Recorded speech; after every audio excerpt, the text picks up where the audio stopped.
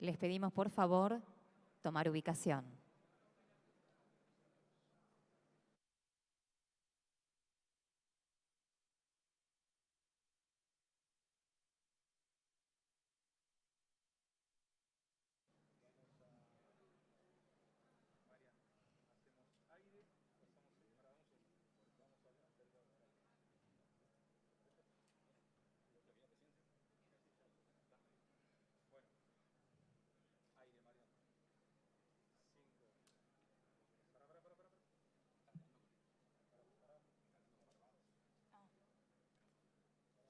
Yo de acá no veo. Sí.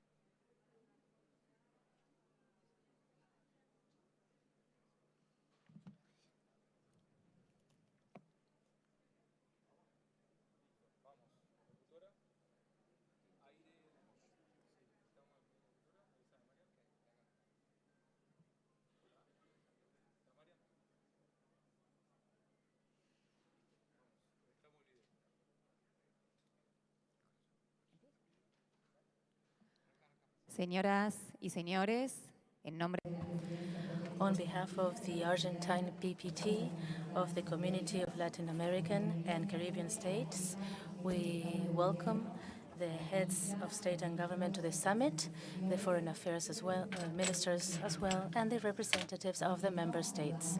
We would like to also welcome the representatives of the regional organizations and multilateral organizations that are going to participate in this event. We're going to watch a video about the topic that brings us together. We're a people that speaks different languages. We have 600 million inhabitants. We have invaluable resources. Capacidades nucleares, con satélites en el espacio. Somos un pueblo con un territorio de más de... Bueno. Perdón, Somos unidad en la diversidad. No somos solo un pueblo. Unidos somos un universo de oportunidades.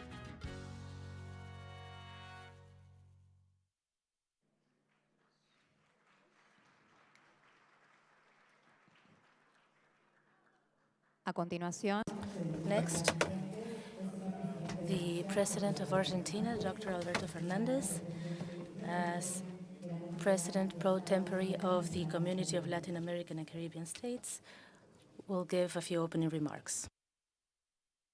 Muy buenos días. Good morning, ladies and gentlemen, dear presidents, dear vice presidents, prime ministers, foreign ministers. Greetings to all delegations. It's a great pleasure for me to welcome you all to our dear homeland, Argentina, which is part of our greater homeland, Latin America and the Caribbean. Today, we Argentines and Argentina are finishing our presidency pro tempore, which we've held throughout 2022. A particularly challenging year, but we still think we have carried the voice and positions of Latin America to every corner of the world, and our voice was heard in connection with the problems we were facing. Before reporting on what we've done, I would like to ask you all to give a big hand to celebrate the return of Brazil to CELAC.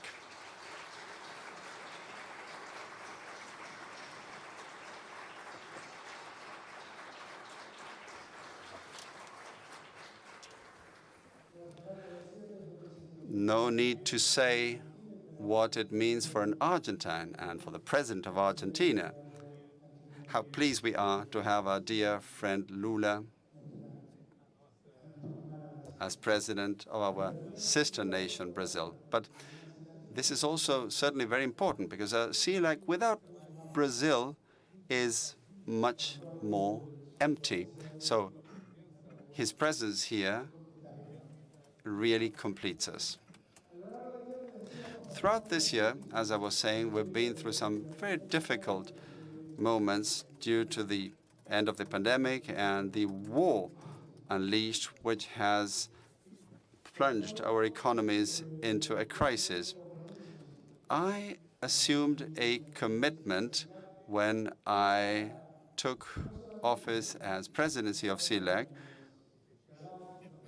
The idea was to listen to the perspectives of Latin America, and also I made a point of including the needs of the Caribbean, which are certainly many and also different to those of Latin America. Aside from the shared problems we face, such as debt and poverty, which in the Caribbean exist just as they do in Latin America, but the Caribbean also faces an additional problem, climate change. At all fora I attended, I took the voice of the Caribbean calling for climate change to be considered. And this is a matter I raised at the G20, where Argentina is a member. I also raised this matter in France and at the G7 when we talked about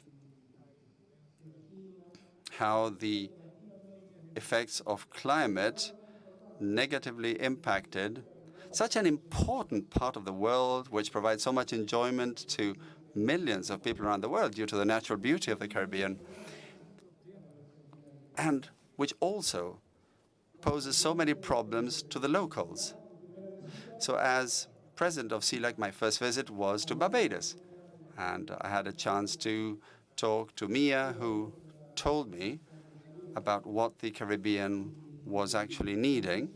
And we also had a Zoom meeting with other representatives of Caribbean countries, and I was really worried and made a point of the Caribbean being represented by someone who is president of the southernmost country in the world alongside Chile.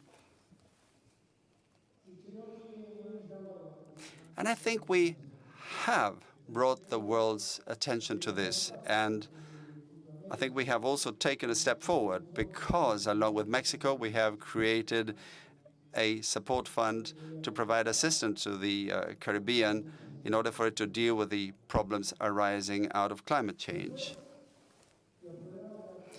And then there's the region's problems, which we are all very well aware of. We live in the most unequal continent in the world, and once and for all, we must undertake a process leading to equality and social justice in our nations. And for that, we need to work in unity, because it's much easier to achieve such results working together in a world in which globalization is a fact.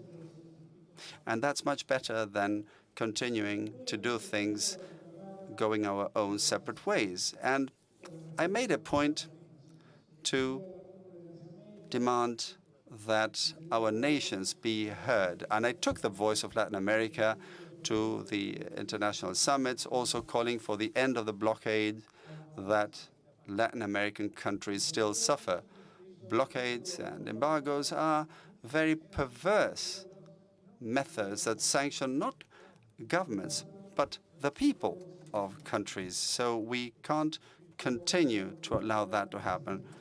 Cuba has suffered a blockade of over 6 days, which is unforgivable. And something similar goes for Venezuela. We must raise a voice. And what we must also do is work to ensure and strengthen the institutionality of our region. We believe in democracy. And democracy is certainly at risk. After the pandemic, we have seen how far-right sectors have risen and are threatening each and every one of our peoples. And what we shouldn't allow is for that extreme right wing with fascist leanings. We mustn't allow it to endanger the institutions of our peoples. We've seen this again and again. We saw it in the case of the military coup in Bolivia, which thankfully only lasted for a year. And there was then an election that led Arce to become president again. We saw it only a few days ago when madness broke loose on the streets of Brasilia, just a week into President Lula's fresh administration. And our people suffer this systematically, even in Argentina, when someone tried to murder our vice president. And this is something we must not allow. This is something that we must not allow. So we need to work in unity and be firm in defending democracy and institutions. This is something that Latin America owes itself, and it's something that Latin America couldn't possibly overlook. I believe a new opportunity is opening up for us. We now have a full CELAC with Brazil back on board, and we have the opportunity to unite the region, which is an imperative for us. And this is something we need to achieve. The world has gone through changes after the pandemic. Globalization has been working differently. And globalization has also laid bare the flaws in the economic system, its shortages. When you see that 10 people in the world have as much as 40% of humanity, you see how unfair the world is. If you look at the way vaccines were distributed during the pandemic, and you see that 90% of the vaccines went to 10% of the central countries, which account for 10% of humanity, that also made us realize how unfair the world was. Now, we have all of the possibilities for growing together. We have all of the opportunities to grow united. All we need to do is enhance our dialogue. We need to respect each other in diversity. All those of us here have been elected by their peoples, and their populations legitimize them as their officials in government. And aside from the individual elections of countries, we must respect each other in diversity, and we must grow together in diversity. I believe we have a huge opportunity ahead of us. I certainly think, and by the way, yesterday with dear President Lula, we were able to advance discussions regarding the bilateral relationship between Argentina and Brazil. And just like we did, we must do the same with all of the continent. That is an effort that we must undertake on the understanding that it's certainly worthwhile, as it has to do with the progress of our peoples. And we can't delay things any further. We must turn all of these wishes and words into institutions and facts, actions. We must ensure that integration is a reality.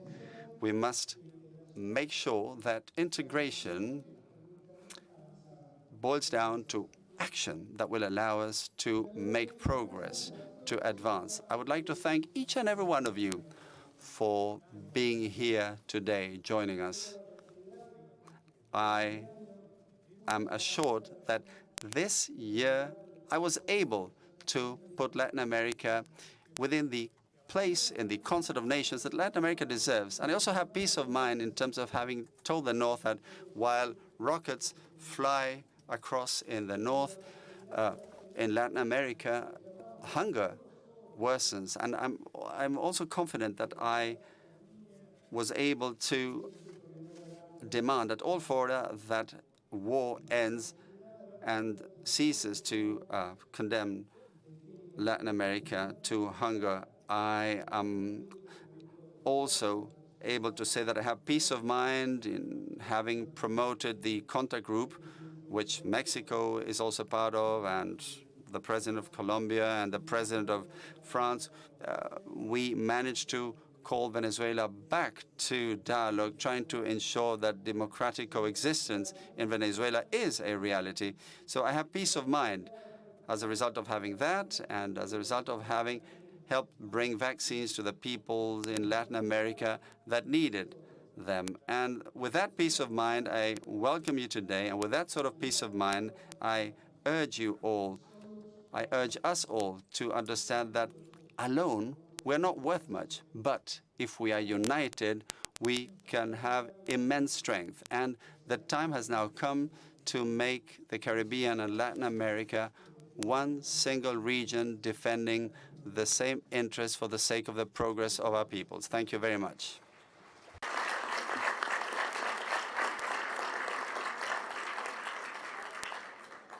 Ahora debo dar un golpe con este martillo y dar. Now it's time for me to use the gavel and officially open the session. I formally inaugurate the CELAC summit. Perdón. Sorry. We would like to thank the President of Argentina for his words. And next, the Minister of Foreign Affairs of Argentina, Mr. Santiago Cafiero, will present the PPT report that describes the actions taken on during 2022. Presidente. It is also an honor for me, as the President said, to welcome you to our country on the occasion of this 7th meeting of CELAC.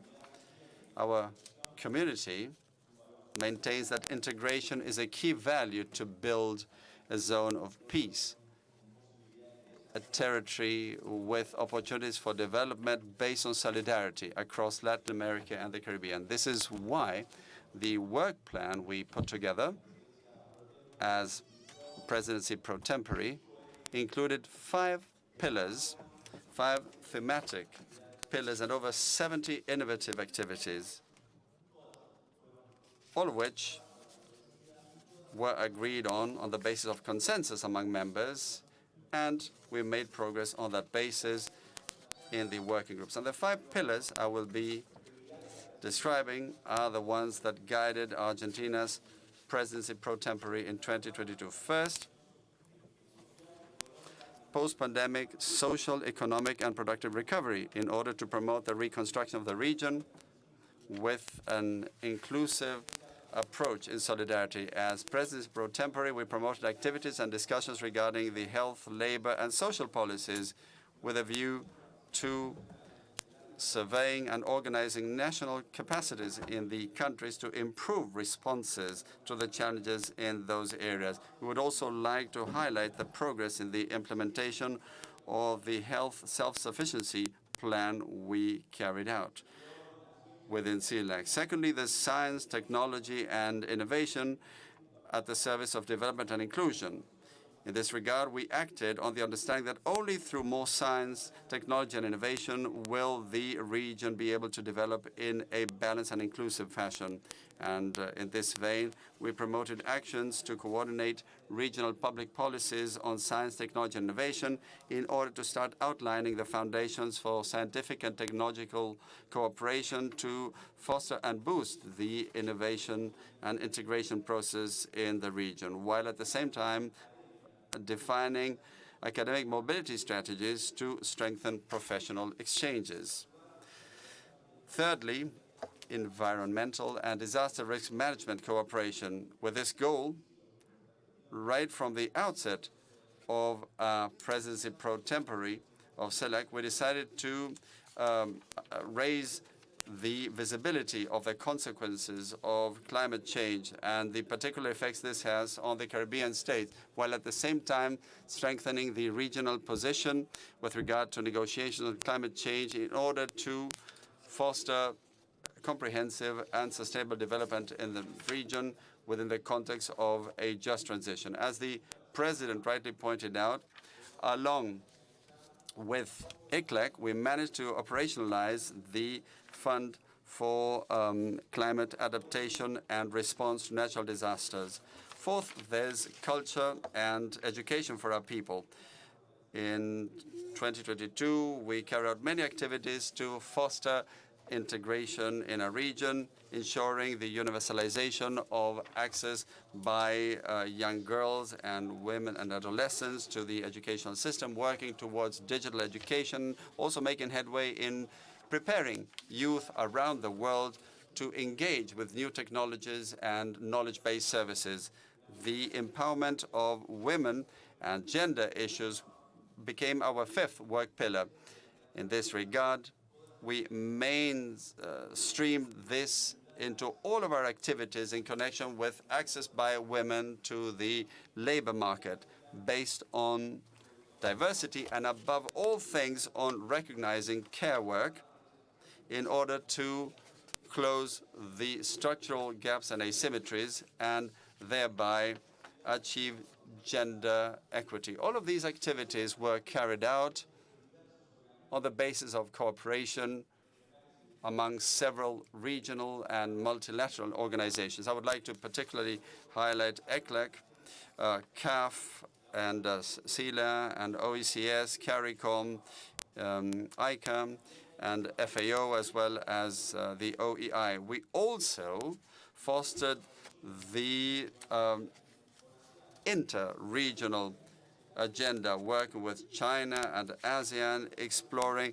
the CELAC African Union mechanism, going back to the CELAC India mechanism. And after 4 years of silence in bilateral relations, we also revitalized the CELAC EU mechanism by advancing a work agenda agreed upon last year, and which is being pursued this year with a view to a meeting towards the middle of the year. None of this could have been done without the cooperation and invaluable work of all of the work teams. And here I would like to especially recognize the work of the Foreign Ministry of Argentina.